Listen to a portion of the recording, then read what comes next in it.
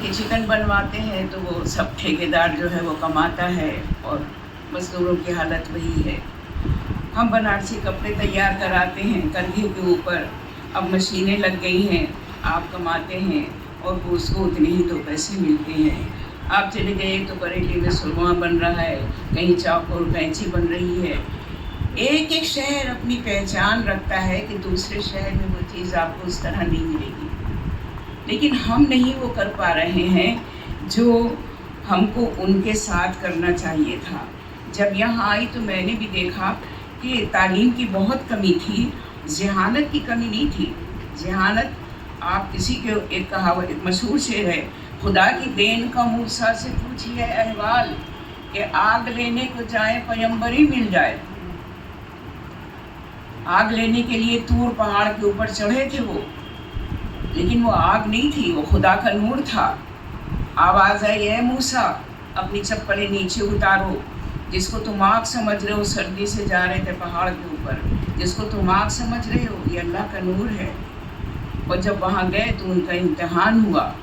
وہ امتحان میں فیل ہوتے ہوتے رہ گئے. وہ قصہ دوسرا ہے, وہ بعد میں کبھی سنا دیں گے.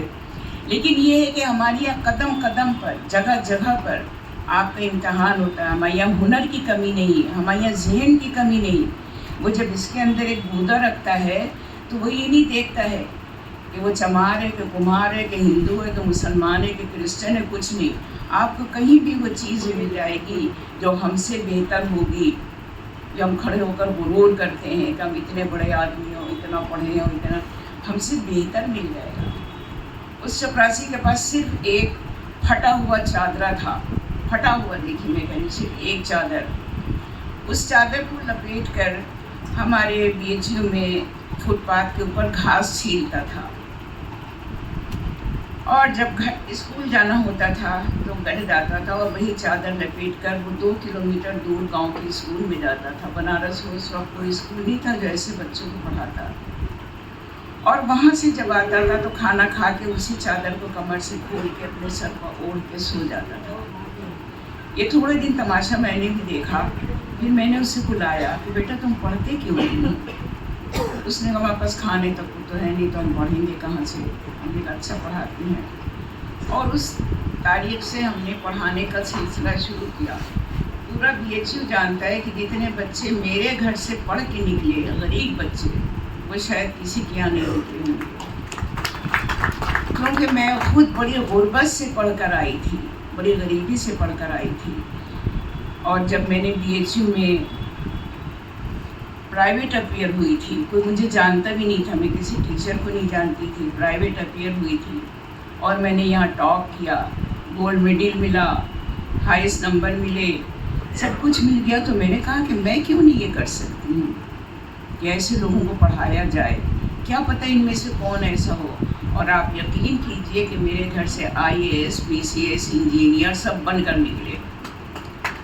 آج بھی ایک بچہ پرجاپتی ہے جو یہاں سے پی سی ایس نکال کر گیا تھا, 10 سال تک ادھر ادھر شہروں میں رہا, اور آج وہ آئی اے ایس بن کر پروموشن پا کر وہ ہمارے یوگی جی کے دفتر میں بیٹھا ہوا ہے, راجیش کمار پرجاپتی. کیوں نہیں یہ ہو سکتا ہے؟ کیوں نہیں ہم ان پرتبھاؤں کو تلاش کرتے ہیں؟ وہ کوئی ذات, برادری, شہر, مذہب دیکھ کر کسی کے اندر دماغ نہیں رکھتا. اور اس بچے کو جب پڑھایا تو اس نے بی اے میں بھی اچھے نمبر لایا. پھر ہم نے اس کو ٹریننگ دلائی, پھر اس کو اپنی ڈپارٹمنٹ میں چپراسی رکھوایا. آج اس کی دوسرے نسل کو میں پڑھا رہی ہوں, اور آپ یقین کیجئے کہ وہ بچے جو ہیں وہ 80 اور 90% نمبر ہائی اسکول انٹر میں لائے ہیں ابھی اسی سال. ان کو موقع نہیں ملتا ہے. وہ موقع پیدا کیجئے, کیونکہ تعلیم کا مقصد یہ نہیں ہے کہ جس دن ہم کو مل گئے نوکری ہم نے کہا واہ ہماری محنت کا صلہ مل گیا اب تو ہم بیٹھ کر گول گپے کھائیں گے.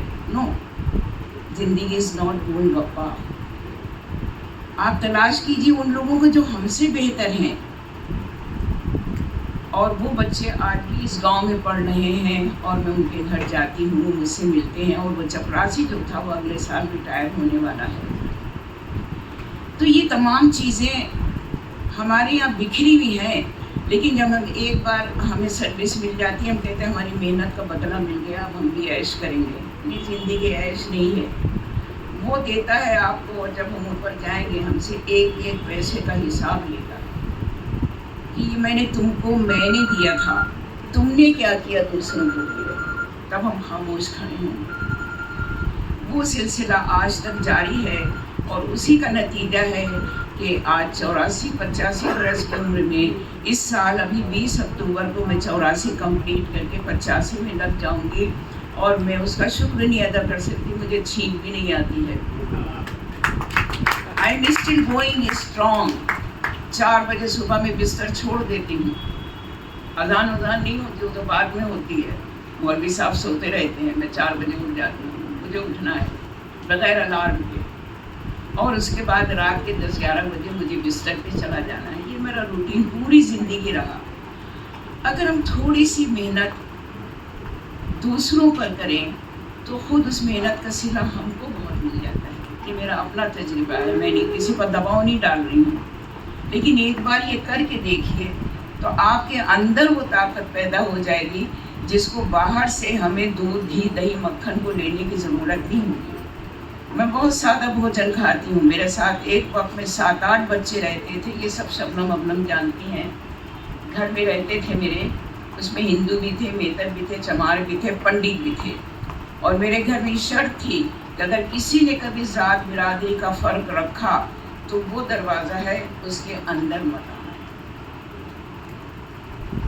چمار اور پنڈت ایک ہی میز پر بیٹھ کر کھانا کھاتے تھے، برتن ان کے الگ تھے، اپنا اپنا دھو کے رکھو برتن، اور وہ سب ایک بھی بچہ، آپ کو بتاؤں میں کیسے بتاؤں، ایک بھی بچہ نہیں جو سڑک پر گھوم رہا ہے جس نے مجھے دھوکہ دیا ہو یا نہ پڑھا ہو۔ تو ایک ذرا سا اپنی ذمہ داری کو ہمیں سمجھنا چاہیے۔ اور پھر وہ عورت جو ٹھوکریں کھا کھا کے خود یہاں پہنچی ہے، میں بھوکی بھی رہی، میں پیاسی بھی رہی، میں میلوں پیدل بھی چلی، لیکن میں نے حوصلہ نہیں ہارا، نہیں ہوا کرے نمبر تو میرے اچھے آتے ہیں، یہ اکڑ رہی ہے، ایک طرح کا غرور رہا۔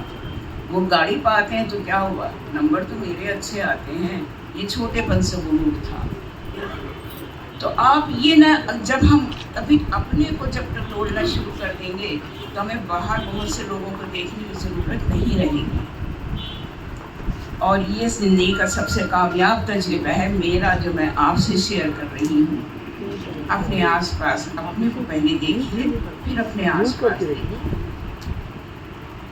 اور میں آج بھی، مجھے 20 سال ہو گئے ہیں، بنارس میری شناخت ہے، میری پہچان ہے۔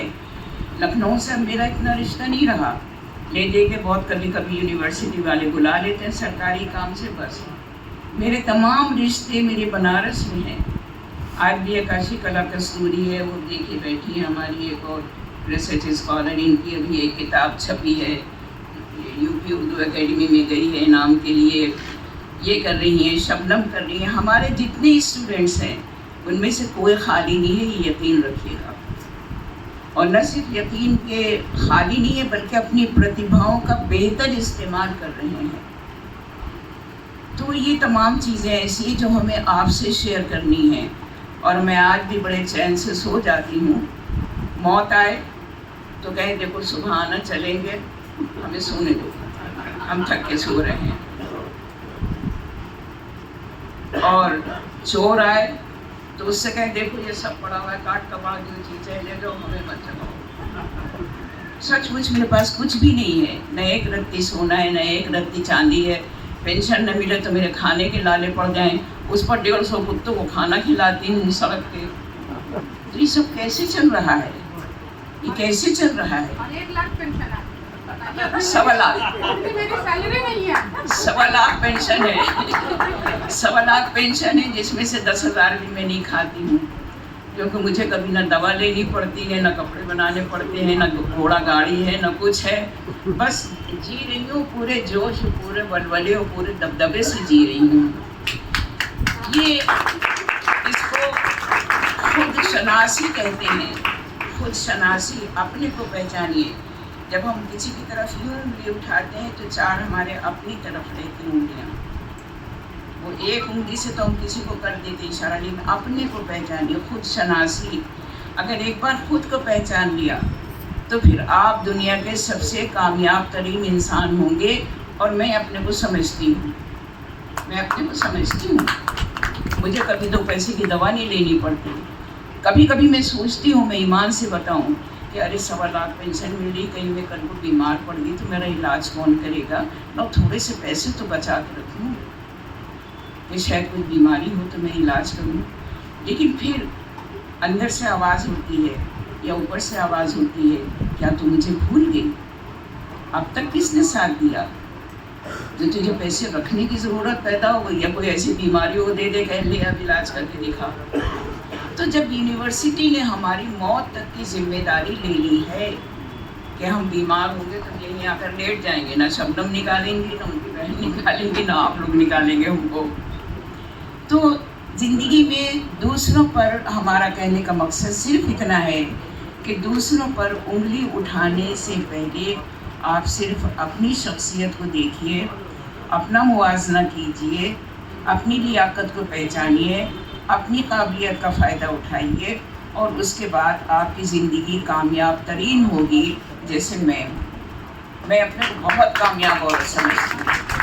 میں جب یہاں آئی تھی میرے پاس نہ کھانے پتا نہ رہنے پتا. ایک بات اور بتاؤں، ان کے پاپا تھے دیپک کے امرت لال عشرت صاحب، فارسی کے بہت بڑے شاعر لکھے وہ، فارسی کے پروفیسر بھی تھے، بہت اچھے شاعر تھے. عشرت ان کا تخلص تھا، امرت لال عشرت. تو میں جب آئی میرے پاس کوئی رہنے کو ٹھکانہ نہیں تھا، تو لکھنؤ کے ایک پروفیسر جنہوں نے میری سرپرستی کی تھی، بیٹی بنایا تھا مجھے، انہیں نے پرائیویٹ افیئر بھی کرایا تھا.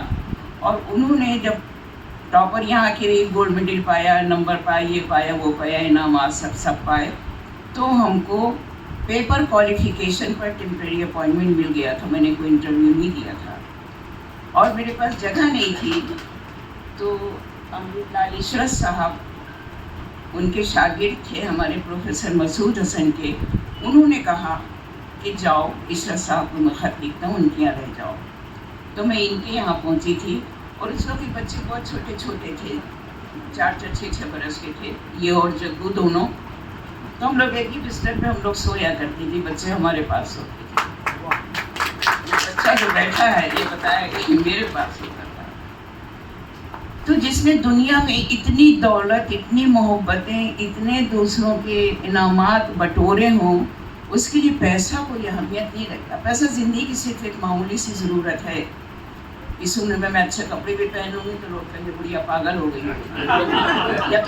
یقیناً زیور پہن لوں گی کہیں گے دیکھو اترا رہی ہے. گاڑی پر گھومیں گے دیکھو سڑک پر راستہ چلنے کی جگہ نہیں، گاڑی لیے گھوم رہی ہے. مطلب سب طرح کی باتیں لوگ کریں گے، لیکن بے سر و سامانی میں رہنے کے لیے میرے پاس جو اطمینان ہے، مجھے اس اطمینان، اس سکون، اس آرام کا غرور ہے. اس کا غرور ہے کہ میں نے بہت کامیاب زندگی کی. کامیاب زندگی دولت سے نہیں آنکی جاتی ہے، اس کا موازنہ کیا جاتا ہے ان وسائل سے، آپ کی سوچ سے، آپ کی فطرت سے، آپ کے قدموں سے. جب ہم ٹھوکریں یہاں تک کھا کر پہنچے تھے تو ہمیں تو دیکھنا چاہیے دوسرے کو ٹھوکر تو نہیں لگ رہی، لاؤ ہاتھ بڑھاتے ہیں. کیا کیا ہم نے؟ ذرا سا ہاتھ بڑھایا اور وہ ہم سے آگے نکل گئے. 3 بچے ہمارے وہاں امریکہ میں بیٹھے ہوئے ہیں، انجینئر بنے ہوئے. ایک بچہ ملیشیا میں بیٹھا ہوا انجینئر بنا ہوا. ہندوستان میں تو خدا جانے کتنے بکھرے ہوئے ہیں. وہ بچے میرا غرور ہیں. لاسٹ ایئر آپ کے یہاں اس میں آئی ٹی میں ایلومینی میٹ ہوئی تھی. میرے بچوں نے فوراً باہر سے لکھا، اماں ہم صرف 3 دن کے لیے آ رہے ہیں، BHU میں ہوٹل میں ٹھہریں گے، وہ لوگ کہیں اور نہیں جانے دیں گے، تم جلدی سے لکھنؤ سے آ جاؤ. میں یہاں آ گئی اور ان بچوں کو گلے لگا کے مجھے اتنا سکون ملا ہے، اتنا سکون کہ کبھی مجھے اپنے گھر والوں کو گلے لگا کے نہیں ملتا ہے. کیونکہ انہیں بے سر و سامانی میں نے ان کے اندر کی طاقت کو پہچانا، ان کی انٹیلیجنس کو پہچانا، ان کے جذبے کو پہچانا، اور پھر وہ مجھ سے آگے بڑھا، پھر وہ مجھ سے آگے نکل گئے. تو ذرا سا ایک بجائے انگلی یوں اٹھائیے کہ ہم یہ دیکھیں کہ ہم کیا کر رہے ہیں. اور یہی تعلیم ہم نے اپنے بچیوں کو دی، جس کے نتیجے میں آپ کو یہ کاشی کلا کستوری کی ڈائریکٹر بیٹھی ہوئی یہ دکھائی دے رہی ہیں، اور ان کی بہن وہ بیٹھی ہوئی ہیں. انہوں نے ابھی 2-3 किताबें लिखी हैं और उनकी अपनी बच्चियों को पढ़ा रही हैं अच्छी तालीम सबसे बड़ी। आप कुछ भी कीजिए बाद में, चाहे कुम्हार बन जाइए, लोहार बन जाइए, लेकिन तालीम बुनियादी चीज़ है जो इंसान को जानवर से अलग करती है बस। और मैंने अपना वक्त ले लिया 1 घंटे का। 1 घंटे से पहले छोड़ना हमारी शान के खिलाफ है। नहीं भरा बहुत शुक्रिया। बहुत शुक्रिया आप दोनों का। और ये हमारी मैडम बल्कि माँ के बराबर है और आज भी हम लोग इनसे रहनुमाई लेते हैं। कहीं भी हम लोग अटकते भटकते हैं फौरन बाजी ऐसी बात, ठीक है, घबराओ नहीं, क्योंकि ये खुद आयरन लेडी है, हम लोगों को भी आयरन बना दिया। थैंक यू बाजी।